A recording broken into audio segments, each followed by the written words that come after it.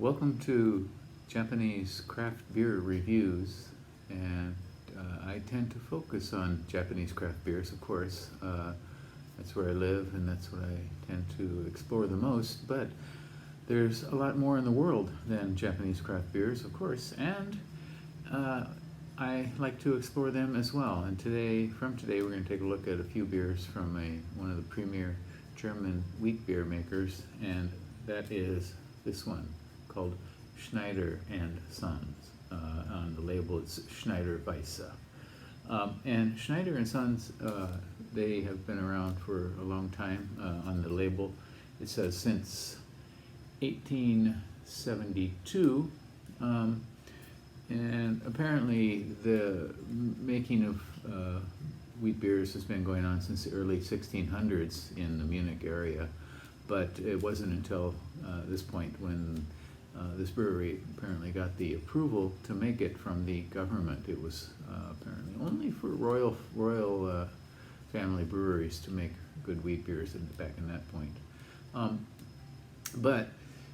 So the brewery started in Munich and was there for many years, and then later moved to Kelheim, just outside of Munich, and they've been brewing there. It seems like quite a place to see.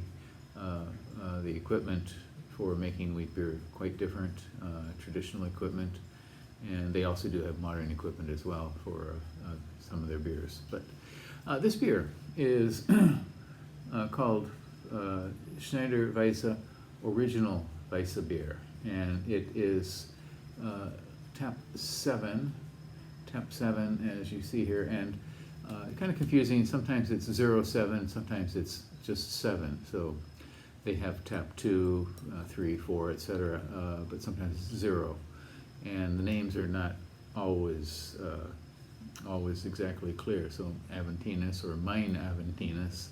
So in their basic range, it's called Mine, and Mine plus the name. They make a variety of beers. In recent years, they've gone on and made quite a few. One of my favorites, which I haven't had for a while, is called Mein Hoppenweiss, which they made in collaboration with Garrett Oliver, the brewer at Brooklyn Brewing, and it is just a superb, sublime wheat beer with a lot of hops in it.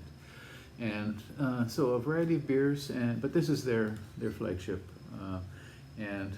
Michael Jackson said this is probably the best example of this clove tasting, spicy, full flavored style of wheat beer made in the world.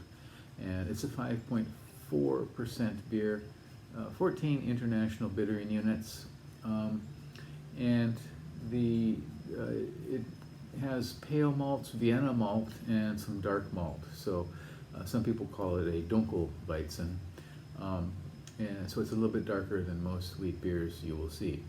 It's made with what's called double decoction method, where some of the wort is taken out and reheated and then added back to the wort, the original wort. And it also makes use of a special wort, which is called Speise, S-P-E-I-S-E, which is added after primary fermentation to try to perk up the yeast again.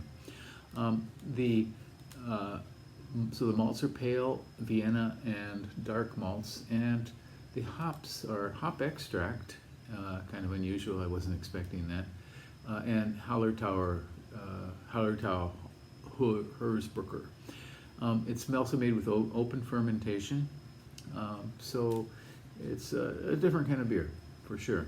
And the style that they make is quite different from what might be made in other countries. Let's give it a go, shall we? On RateBeer, this one has 3,049 ratings, an average of 3.65, 91% for all beers on RateBeer, and 99 for its style, which is Weizen or Dunkelweizen.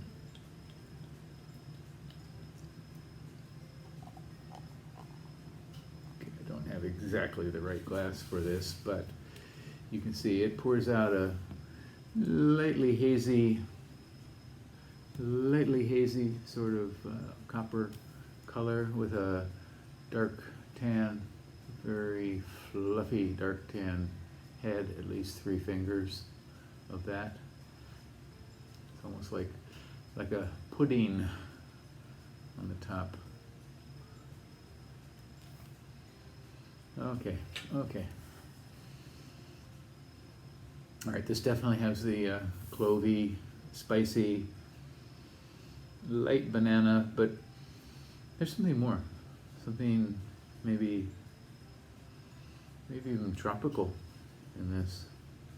So tropical banana, pineapple maybe. Might even be some citrus blossom or something in there.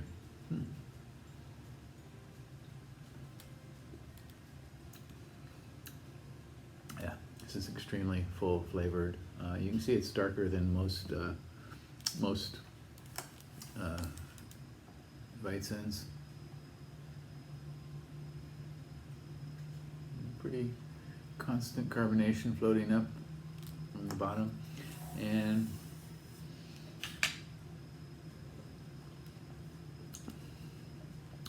so we do get the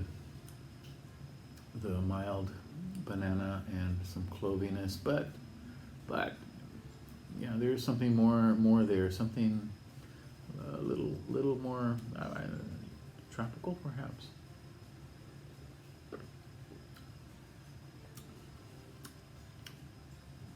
Yeah, I'm not sure exactly where that comes from, but it's interesting. This is remarkably fresh and smooth on the tongue.